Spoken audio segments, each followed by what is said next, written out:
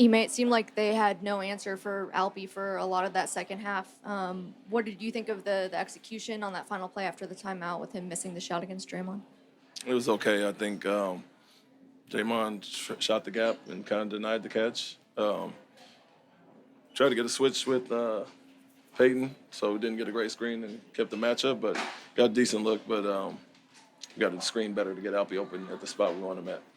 You went with the double big lineup for a large portion tonight. Just how do you think that fared, and especially compared to the starting lineup, which seemed to have a rough start to both halves?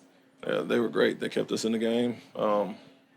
Obviously, the start of the third quarter, 18-1 run, and just gave everything back that we did before in the halftime. And to be up 7 and go down 10 that quickly with some of, the missed shots or whatever. Nobody tries to miss shots, but the non-help off of certain guys, leaving shooters, and then just not rebounding. They can't. Again, they beat us in the offensive glass, second chance points. So not a great start there. Double big was the reason we stayed in the game.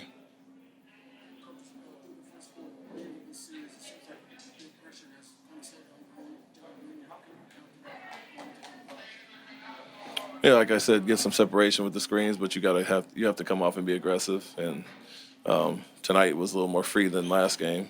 And you just have to make the right plays. And not his best night offensively, obviously, and but you can't let that affect your all-around game. Still make the right play, make the right read, let guys be recipient, but you still have to guard at a high level and not get discouraged by off night offensively.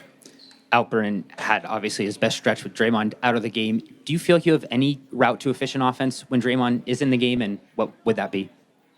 Yeah, we got some looks and used his aggression against him and got him in foul trouble there.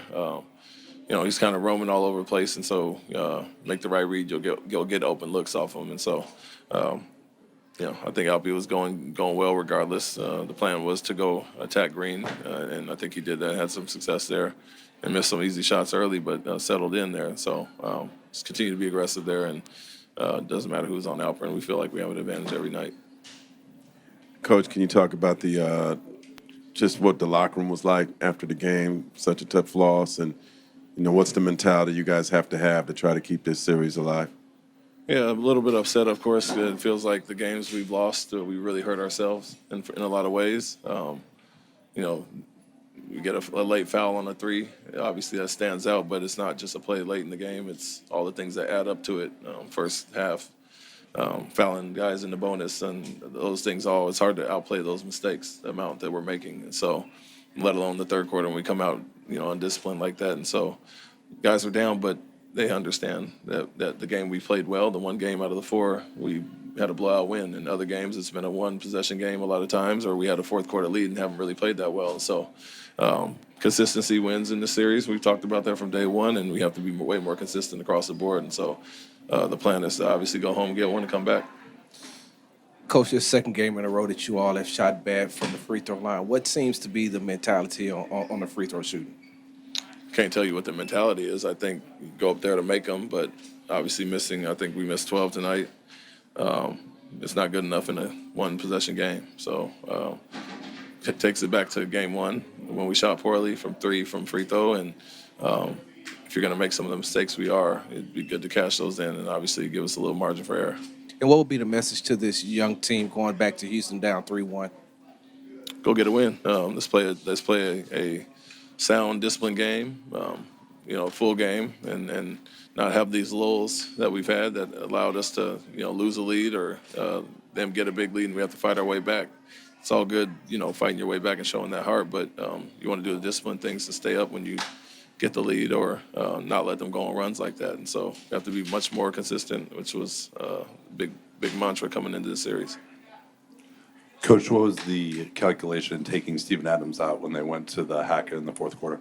That they got us into the bonus by taking the fouls and get him out and bring him back in when it's under 2 minutes.